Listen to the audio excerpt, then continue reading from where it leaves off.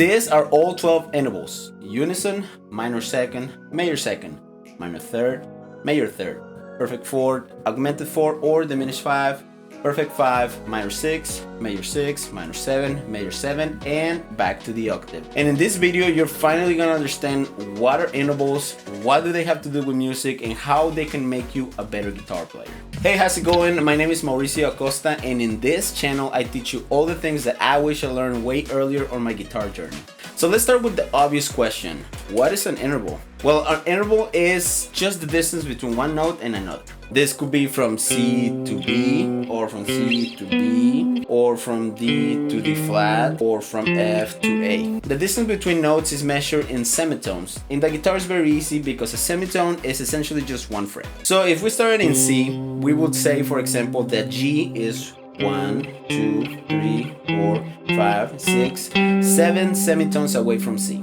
Now in reality, we never say, hey, play the note that is 7 semitones away from C. That would be a lot of words to communicate, and in a band setting, it would be impossible to communicate with other people. Also, saying that G is 7 semitones away from C doesn't really tell us anything about the relationship that G has with C. To fix this, all 12 intervals have very specific names that really tells us the relationship that the notes have with the root. Let's go ahead and take a look at what the names are and how they're constructed. So intervals are named based on two different concepts.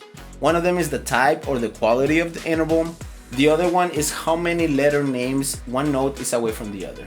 Let's look at the distance component first. All notes available to us are C, D, E, F, G, A, B, and back to C. Now E, for example, it's how many letters away. So we have C is 1, D is 2, and E is 3 letters away from C. Therefore, we will say that E is the third of C. In the same way, we can give a number to each letter in the scale. C is 1, D is 2, E is 3, F 4, G 5, A 6, B 7, and 8, or back to 1. Now that we know the distance factor in the name of the interval, let's talk about the quality or the type of interval. So we have 5 different types of intervals. We have major, minor, perfect, augmented, and diminished. So major intervals have a wider range between them. They're usually 2 semitones away from each other, and they have a more happy, bright sound to them. Minor intervals are typically 1 semitone away from the other. Therefore, they have a more darker, dissonant sound. Perfect intervals have no major or minor quality. They have an augmented or diminished quality to it. They're very important in terms of chord structure and melodies because they have a very stable sound to them. Now those are the two components to name the intervals. We have major second, minor third, augmented fourth, perfect fifth. So we start with the quality or type of the interval, followed by how many letter names away the note is from the root. Now let's name all the intervals as they relate to C. So from C to C, that's what we call a unison or perfect unison. Now the next note, from C to D flat. Earlier we said that D was the second of C. 1 semitone down from C will be called the minor second. D is the second, we'll be calling it the major second. Then we have the minor third, just like we explained with the minor second. Then we have the third, which will be E. Then we have F. Notice that there is not a semitone between E and F. That is because F is our first perfect interval. It does not have a semitone down that you can call minor fourth. So F will be our first perfect interval. We'll call it the perfect fourth. After that, we have F sharp, which is 1 semitone up from the perfect fourth. We will call it the augmented fourth. The next note is G. We call G the perfect fifth, and a semitone above on that will be an augmented fifth. Now the augmented fifth is kind of funny because it can also be called the minor 6. A is 6 away from C. We will call that the major 6. Then we have A sharp. A sharp will be called the minor 7th. Then we have the major 7, which is B. And then finally, we're back to C, which will be called the octave or the perfect unison again. So another way that people refer to intervals, and it may be just a little bit easier than remember all the types and the distance and all that stuff. You only have to remember the distance. So we have C, it's 1. Then this will be the flat 2. Then we have the 2, the flat 3, the 3, the 4, the sharp 4 or flat 5. Then we have the 5, the flat 6, the 6, the flat 7. Then we have the 7th, and then finally back to 1. Now, you may be questioning, why is all this important and how does it relate to music, or how does it make me a better guitar player? Intervals are the building blocks of music. Everything from scales to chords to triads to arpeggios, everything has to do with the interval sequence that you're following.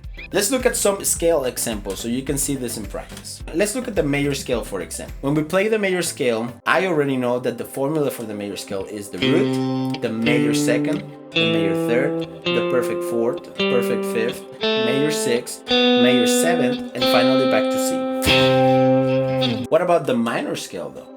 The minor scale is the root, the major second, the minor third, the perfect fourth, the perfect fifth, the minor sixth, the minor seventh, and then the 1. Now, what about the Lydian mode, for example? Everybody wants to talk about modes, but what really is a mode? A mode is practically a major scale starting from a specific note. The Lydian mode, you start on the 4th, which will be F. But it does have a formula to it. It will be the root, the major second, the major third, augmented 4 or sharp 4, perfect fifth, major 6, major 7th, and then finally the 1. And it'll sound like this. So what about chords? Chords are made by stacking intervals together. Let's see, for example, if we stack the root, which is C, then we put a major third, and then we put a perfect 5. Then maybe we add another octave, which is the C, and then we put another third in there. That is the C major chord that we all know and love. All major chords are made out of the root, the third, and the fifth. Maybe you can add a 7 to make it a major 7th. You can make it a 9. You can make it a sharp 4, like we were saying earlier. So every time you see notations with those weird adds at the end, that means that you have to add the interval that is asking you to do so. So once you see all the intervals in the fretboard, you are able to see, for example, a chord like this, and then analyze what it is. For example, we have a root, we have a third, we have a minor 7th, and we have a 9th, making this dominant E dominant 7th with a 9 in there. Anyways. Now, how do you practice intervals and how do you get familiar with them? One way that I do it is, for example, let's take this shape of the major scale. Well, in that case, we can name all the intervals that go in that position of the scale. So we have... And then we can kind of pick at the intervals and try to understand and see which ones they are. So this is the root. They have the sharp 4 or the augmented 4. We have C, and then we have this, which is the minor 7th. Here to here, that will be the minor 3rd. From here to here, that will be the major 7th. From here to here, that's a perfect 5th. So that's the way that I do it. Is what it's called limitation exercises. You limit yourself to just a part of the fretboard, maybe like 1 string or 2 strings, or just like the first 5 frets, or maybe the next 5 frets. You will select a part of the fretboard, and you will really try to learn all the intervals within that selection. So another way that people can learn intervals, and different ways to learn it and approach it, will be using the cage system.